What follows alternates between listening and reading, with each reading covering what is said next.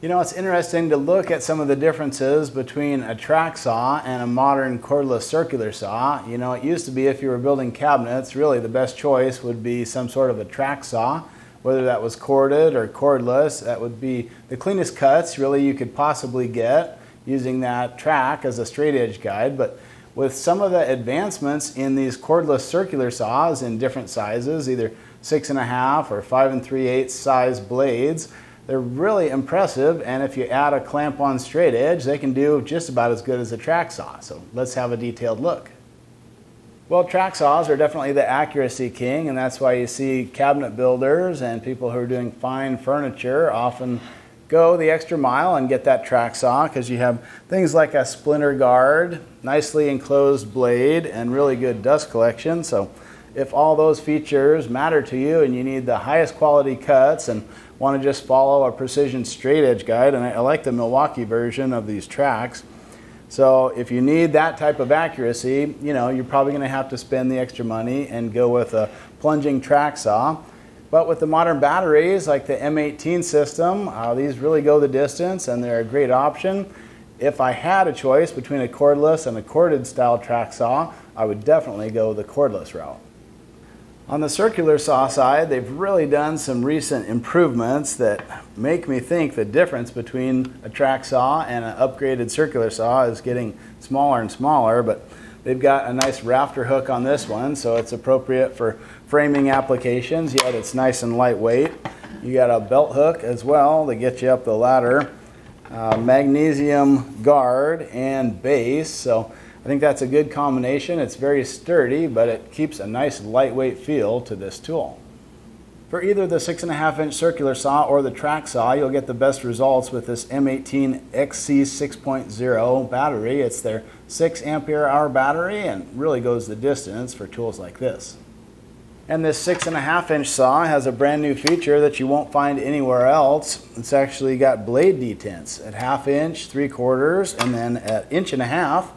And the idea there is it automatically finds the blade depth that's just slightly thicker than the stated dimension. So at this setting, you can easily cut dimensional lumber. At the 1/2 inch or 3/4 inch settings, you can easily cut those sheet goods. Now the 5 3/8 inch saw can still handle dimensional lumber, but its lightweight and size just make it great for cutting sheet goods as well. You maintain the magnesium upper guard and shoe, while the spring-loaded blade guard is actually plastic on this model. And the overall effect is it's just nice and lightweight and easy to handle. This one actually uses an M12 battery system, and that's another reason this stays so light. Plus on the 5 3/8 and the 6.5-inch circular saw, there's a couple of nice features, an LED light and a blower that helps clear sawdust from the cut line.